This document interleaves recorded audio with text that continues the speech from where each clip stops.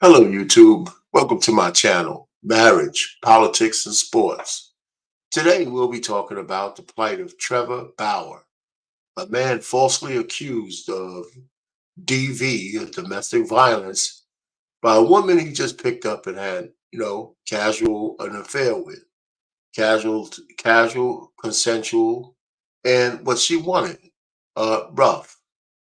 But she accused him of this violence and she had no evidence, and they just believed her right off of her word.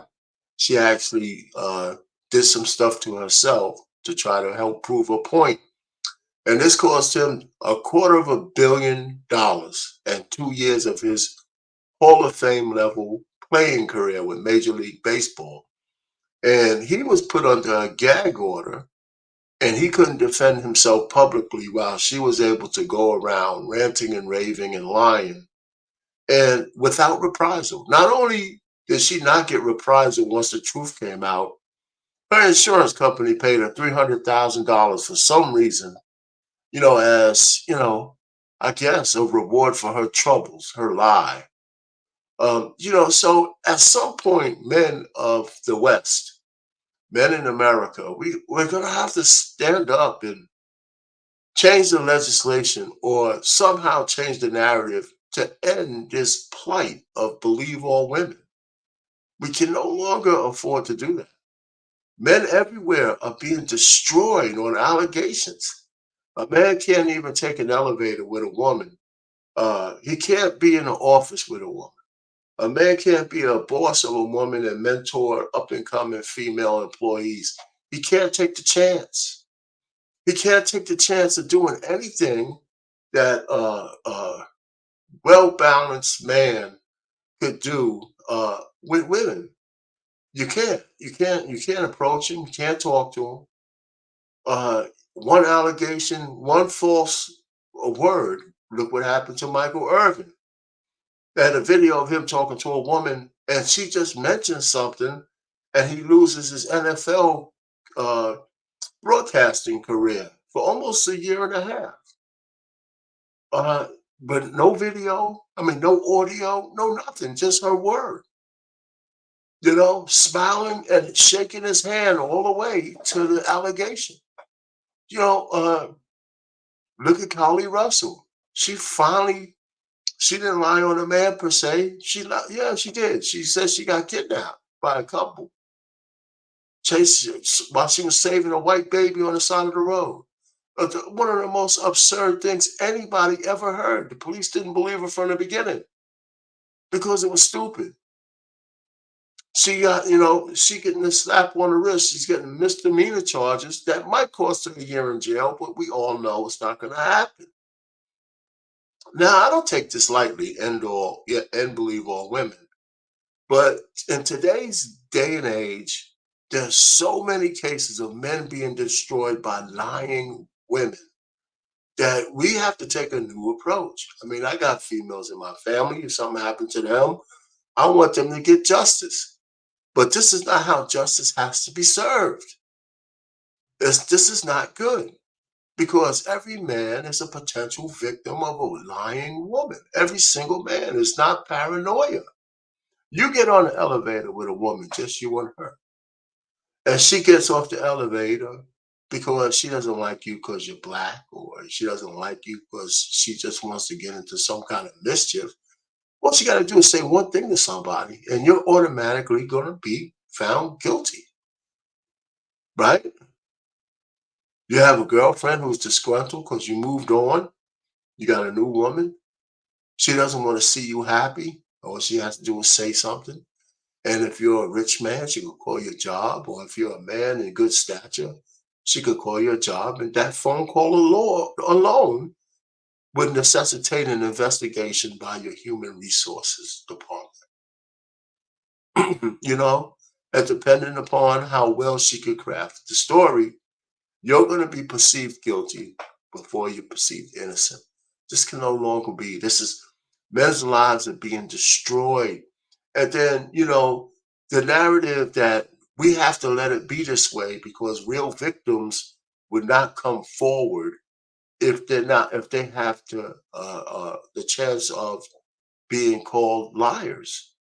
Well, people have to defend themselves against your allegations. So if something really happened to you, I think a woman is not going to stop reporting it because she thinks she's going to get in trouble for telling the allegations. Now, women didn't come forward because of other reasons, not because people wouldn't believe them, not because they think they're going to do jail time. That part of it is a lie. Yeah, people might not believe you. That's right. People are going to make you defend and prove your allegation. I mean, when you accuse somebody of something, that's just what the way the law works. You don't get to say something about somebody, destroy their lives, and you can't prove it. Now, if they're guilty, they deserve everything they get. That's obviously people can see that. But if they're innocent, you can't be allowed to get away with a lie. So I got a couple of videos, one from Trevor Bauer himself, and another one from a lady interviewing this woman, Lindsay, who lied. And the lady who's doing the interview is doing her damnedest not to lose it in this interview. While this Lindsay just is just spewing her own brand of bullshit. And it's really exasperating to listen to. And that video is almost 8 minutes long. I might not play the whole thing, but it's all in fair use. So Trevor Bauer is not innocent in the fact that he let his ego cash a check that his little head didn't earn. Now, let that sink in. He let his ego, like most rich men or most well-to-do or handsome men, he let their ego cash a check that his little head didn't earn. His little head didn't go out there and swing the bat or hit 300 or pitch no hitters or any of that stuff, the thing that made him a multimillionaire. But when his little head certainly erased any discernment he had that women out there would actually do things to you to get the bag. How could you not know that? So he probably got lucky a lot of times before, probably countless times, and this time it caught up to him. So without further ado, I'm going to show you some of his video, and we'll go from there.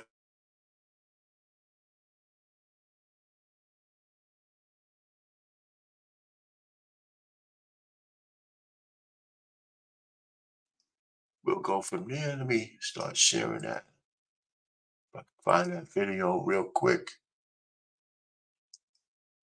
Right, let's start. Victim, star pitcher for the Dodgers. A text Lindsay Hill sent to a friend before she ever even met me. What should I steal? She asked another in reference to visiting my house for the first time. The answer? Figures, Take his figures. money. So how might that work? I'm going to his house Wednesday, she said. I already have my hooks in. You know how I roll. Then, after the first time we met, net worth is 51 mil, she said. Bitch, you better secure the bag, was the response. But how is she going to do that? Need daddy to choke me out, she said, being an absolute whore to try to get in on his 51 million, read another text. Then, after the second time we met, former Padres pitcher Jacob Nix told her, you got to get this bag. I'll give you 50,000, Lindsay replied. Her AA sponsor asked her at one point, do you feel a tiny bit guilty? Not really, she replied. Since then, her legal team has approached me multiple times about coming to a financial settlement. But as I have done since day one, I refuse to pay her even a single cent. In August of 2021, Lindsay Hill's claims were heard in court. And during those legal proceedings, critical information was deliberately and unlawfully concealed from me and my legal team. Information like this video, which was taken by Lindsay Hill herself the morning after she claimed she was brutally attacked, emotionally traumatized, and desperate to get away from me. And now we have the metadata, so there can be no dispute.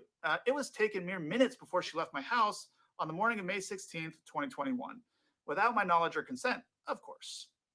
In it, you can see her lying in bed next to me while I'm sleeping, smirking at the camera without a care in the world, or any marks on her face. I think it paints a pretty clear picture of what actually happened the evening of May 15th and why the video was originally concealed from us. After hearing the evidence available to her, Judge Diana Gold Saltman found that Lindsay Hill had misled the court. She found her claims to be materially misleading. She denied her request for a domestic violence restraining order, and she found that no sexual assault or non consensual conduct took place. Now, some of you might not know about restraining order hearings. I know I didn't, but I've since learned that it's extremely rare for a request for a restraining order to be denied because the standard of proof that you need to obtain one is extremely low. So you can make of that what you will. Let me end that right there. Okay, I'm gonna stop sharing that. He goes on to say that he no settlement, and they both settled out of court, and he got what he wanted out of this thing. So the next video is the lady that I told you about. Her name is Sarah. She's gonna be interviewing this Lindsay chick, and and just look at her demeanor as Lindsay continues to spew her bullshit, and it's kind of tough to watch, but it's a necessary watch just so you can see what's going on. The conclusion of former Major League Baseball player Trevor Bauer's lawsuit stemming from an alleged sexual assault and Bauer's recent video in which he released his side of the story with receipts. Joining me now to discuss that is Bauer's accuser herself, Lindsay Hill. Lindsay, I mentioned Bauer's video in which he provided some receipts that I'm going to be honest with you, make you look like a clout chaser, or I know some people are calling you a cleat chaser, because admittedly you were chasing after several high-profile, wealthy baseball players. Trevor says everything was completely consensual. He also released these text messages that came out in court indicating that you had planned the whole thing out. So I want to read some of these texts from you to a friend between the two of you before you met Trevor, this one. Next victim, star pitcher for the Dodgers. Okay. Victim is an interesting choice of words. I'm going to allow you a chance to explain yourself. But after you agreed to meet, you asked your friend what you should steal. Your friend answered his money. He says, another one from you to a friend, I'm going to his house Wednesday. I already have my hooks in. You know how I roll. With a screenshot in which you told him, tryouts don't scare me, Bauer. Pick a day and I am there. Here are some more after you and Trevor met up. Net worth is $51 million, to which your friend responds, bitch, you better secure that bag.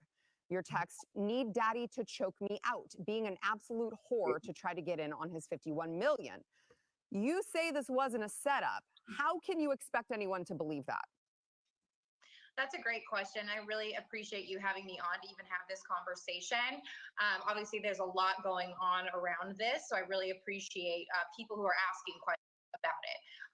The first thing I want to say is, I think that Trevor did this intentionally with the text messages and how he framed this video.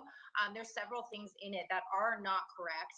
And I just want to start out by saying, it's so valid for people to question those text messages. But the root of the problem here is that he is presenting this as one conversation, when in reality he had thousands of messages to choose from, took those, made it look sequential, which it was not.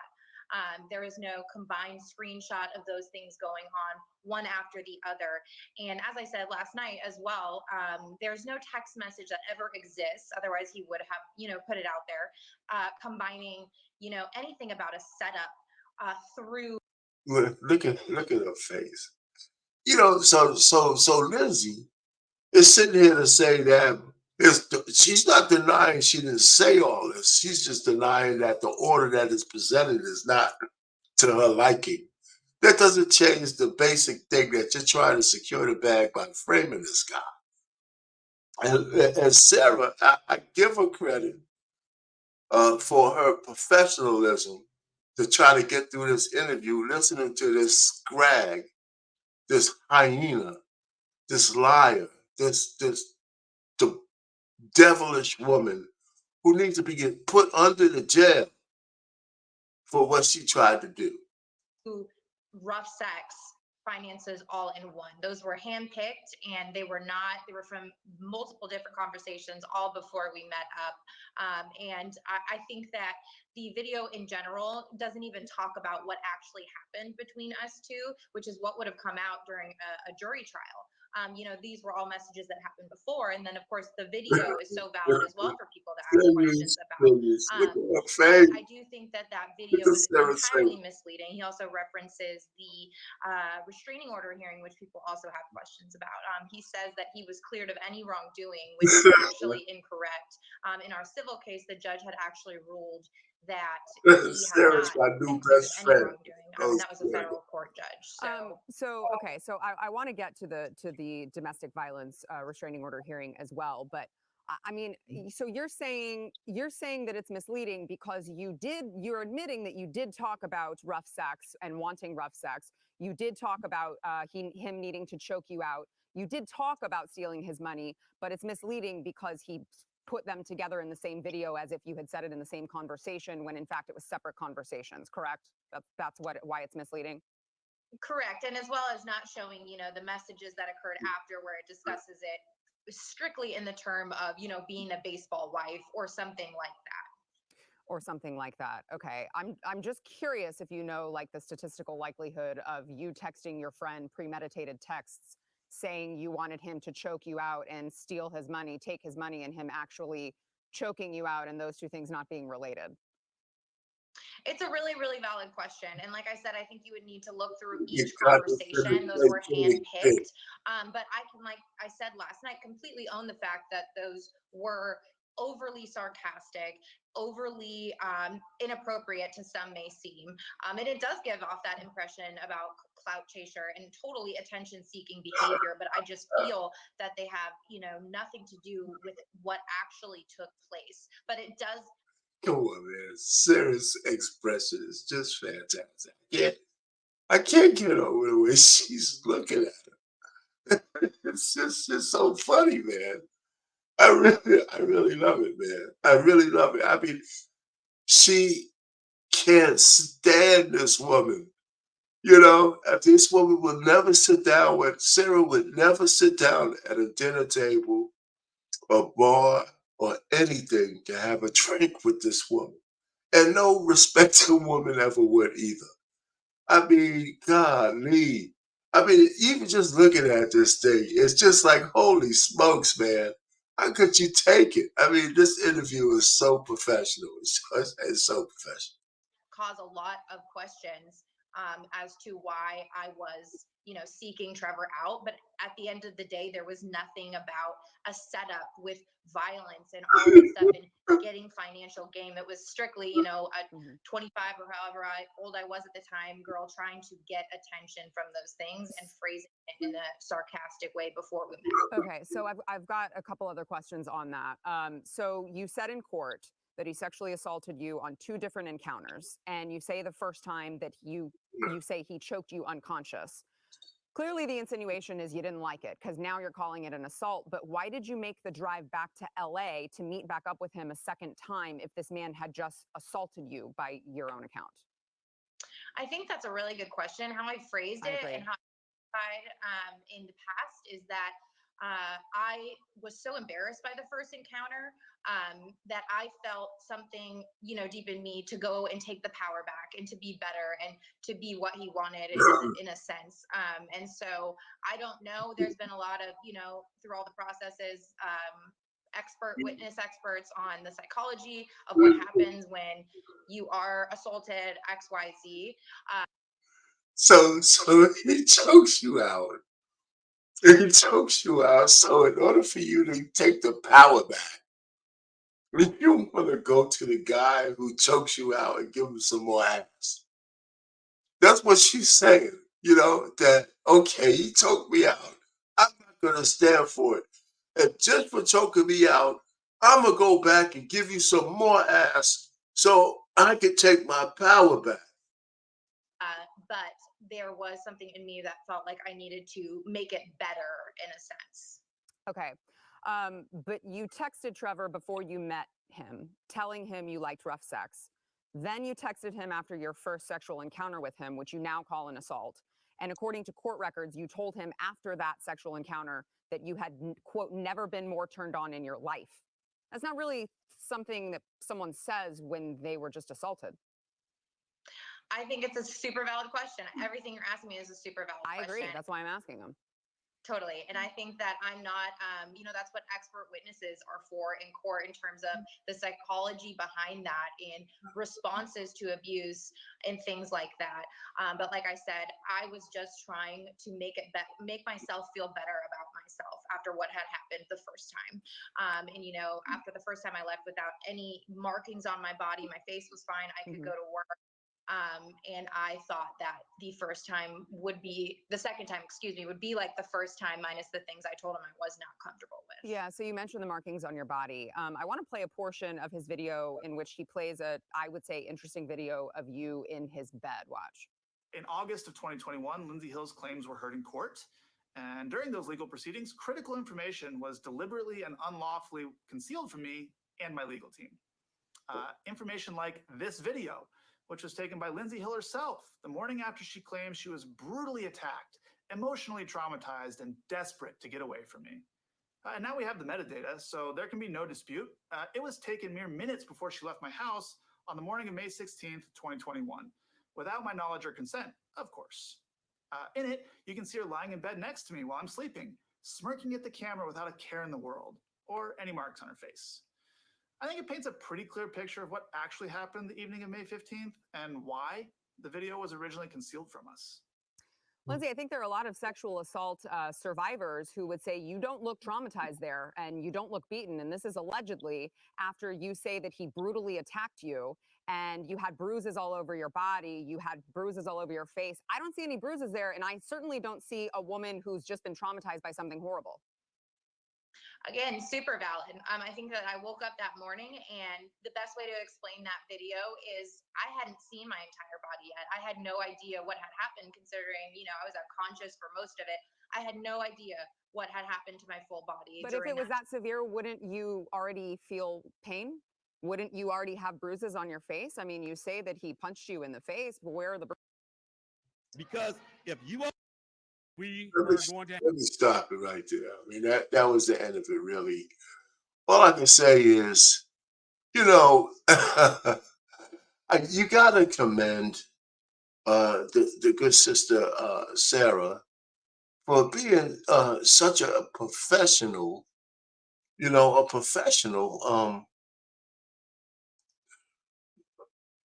I guess a professional interviewer, right? Because I'm telling you, this lady was just gaslighting, just horrible. I mean, listen, men, men, you got to protect yourself at all times.